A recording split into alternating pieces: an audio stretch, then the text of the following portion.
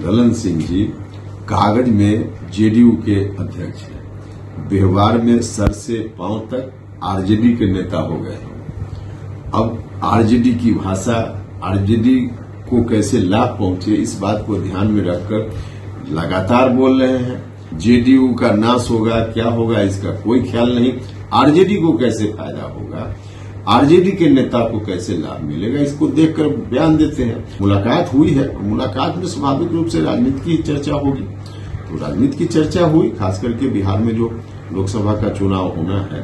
बड़ा भाई कोई है और दूसरी पार्टी में कोई चला जाए तो छोटा भाई हो जाएगा। बड़ा भाई ऑलवेज बड़ा भाई है। नमस्कार, आप लाइव बिहार देख रहे हैं। मैं हूं राजमोहन तिवारी। आगामी 2024 लोकसभा चुनाव को लेकर देश की राजनीति में भले ही विपक्ष ने नया गठबंधन बना लिया हो, लेकिन बिहार की राजनीति में इस गठबंधन पर सस्पेंस बरकरार है। हाल के समय में मुख्यमंत्री नीतीश कुमार का जो व्यवहार देखने को मिला है, उसके बाद बिहार के अंदर राजनीतिक कयासबाजियां कई तरह की शुरू हो गई हैं। लेकिन क्या मुख्यमंत्री नीतीश कुमार बीजेपी के साथ जाएंगे? इस सवाल पर जेडीयू के राष्ट्रीय अध्यक्ष ललन सिंह बीते दिन खूब भड़क गए और उन्होंने यहां तक कह दिया कि मुख्यमंत्री अब बीजेपी के तरफ थूकेंगे भी नहीं। अब वो ललन सिंह को राष्ट्रीय लोक जनता दल के राष्ट्रीय अध्यक्ष उपेंद्र कुशवाहा ने जवाब दिया है और ये कह दिया है कि ललन सिंह केवल इस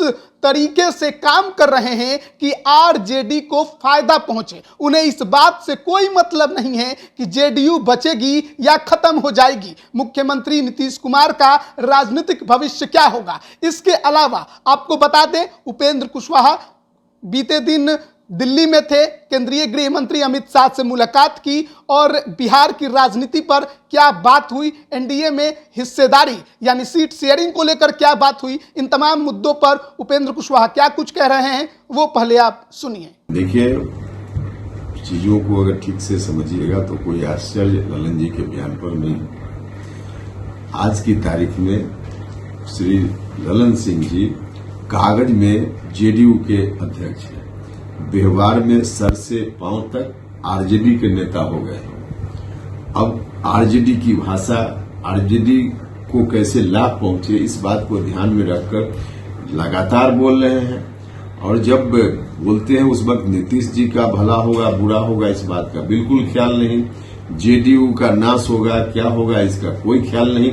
आरजेडी को कैसे फायदा होगा, आरजेडी के नेता को कैसे लाभ मिलेगा, इसको देखकर बयान देते हैं। और जब इसको देखकर बयान कोई भी व्यक्ति देगा तो आरजेडी की भाषा बोलेगा। तो यह सब जो भाषा है, जो शब्द है ललन सिंह जी प्रयोग कर रहे हैं, यह तो आरजेडी की भाषा है और सोच समझ कर बोल रहे हैं। सर, आपने दिल्ली में जाकर केंद्रीय गृह मंत्री से मुलाकात की, किन विषयों पर चर्चा हुई?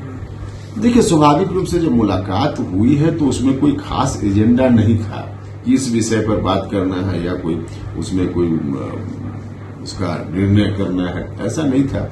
मुलाकात हुई है, मुलाकात में स्वाभाविक रूप से राजनीति की चर्चा होगी। तो राजनीति की चर्चा हुई, खास करके बिहार में जो लोकसभा का चुनाव होना है उसमें 40 में 40 सीटों पर एनडीए की जीत किस तरह से हो, कैसे स्ट्रेटजी बने, कहाँ क्या कुछ किया जा सके, तो इस संदर्भ में चर्चा। नीतीश कुमार के बारे में भी चर्चा हुई इस मीटिंग में। देखिए, अब सब कहीं भी होगा राजनीतिक दृष्टि से, तो नीतीश जी बिहार के मुख्यमंत्री है, स्वाभाविक रूप से चर्चा हो गए हैं, फिर भी नीतीश कुमार की चर्चा होती है, आप बड़े भाई मानते हैं उनको। तो कैसे आपकी लड़ाई आखिर आरजेडी से है कि जेडीयू से, इसको कैसे लें? या इसमें बड़ा भाई कोई है और दूसरी पार्टी में कोई चला जाए तो छोटा भाई हो जाएगा। बड़ा भाई ऑलवेज बड़ा भाई है। नीतीश जी कि राजनीतिक रूप से हम उनके कदम के खिलाफ हो सकते हैं, लेकिन जो नीतीश कुमार जी के प्रति मन में एक दर्द है वह तो रहेगा ही, लेकिन उससे राजनीति का कोई संबंध नहीं। नीतीश जी व्यक्तिगत रूप से जो परेशानी में वहां दिख रहे हैं तो उनको देखकर मन में दर्द होता है, तो इसलिए हम ऐसी बात बोलते हैं। बाकी नीतीश जी ने ऐसा डिसीजन ले लिया है, आरजेडी के नेतृत्व बिहार को हम सौंप देंगे, तो उस डिसीजन को बिहार में कौन स्वीकार करने वाला है? तो उनकी आलोचना सब लोग कर रहे हैं इस आधार पे, और स्वाभाविक रूप से मेरी ओर से भी आलोचना होती है। यानी इससे सीधा साफ ये संकेत है कि आपकी लड़ाई सिर्फ और सिर्फ आरजेडी से है। देखिए, आरजेडी से क्या मतलब, आरजेडी वालों ने बिहार को जिस गर्त में ले जाने का काम किया था 2005 के पहले, तो इस कारण से मेरी लड़ाई क्या, बिहार का भी कोई भी बिहार के लोग जो आरजेडी के समर्थक नहीं है पहले से, उनको छोड़ दीजिए, तो कोई भी बिहार का आदमी, न्यूट्रल आदमी हो, कोई पार्टी से जुड़ा हो न जुड़ा हो, सब लोग उस स्थिति में बिहार को ले जाने से इनकार करेगा। तो इसलिए हम उस तरह की बात बोल रहे हैं। और नीतीश जी खुद जब कर रहे थे तो ठीक ही कर रहे थे, लेकिन जब आरजेडी के नेतृत्व में बिहार को सौंपने के बाद, तब से स्वाभाविक रूप से आरजेडी के खिलाफ हम बोलेंगे। सर, मनोज झा के बयान पर अब बिहार में उबाल मचा हुआ है, इसको किस नजर से देखते हैं? क्योंकि आज लालू प्रसाद यादव ने उनका समर्थन किया है, उन्होंने कहा है कि मनोज झा एक विद्वान एवं काबिल आदमी है। अब देखिए, इस सब विषय के अलावा भी बहुत सारा विषय है काम करने के लिए, बोलने के लिए, इसलिए उन विषयों पर कोई सवाल कीजिए।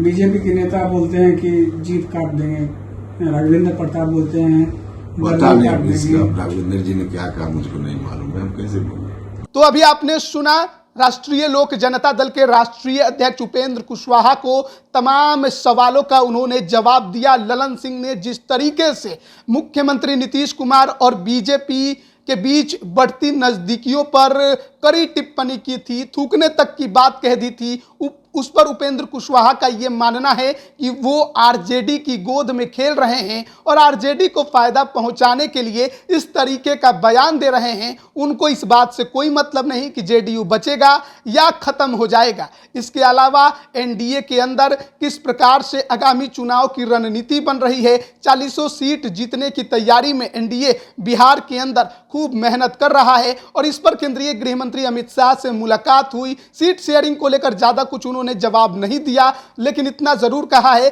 एनडीए मजबूती से आगामी चुनाव लड़ेगा। बने रहिए लाइव बिहार के साथ, तमाम अपडेट हम आप तक पहुंचा रहे हैं। आप सभी का बहुत बहुत धन्यवाद। लाइव बिहार यूट्यूब पर सब्सक्राइब और फेसबुक पर लाइक जरूर करें।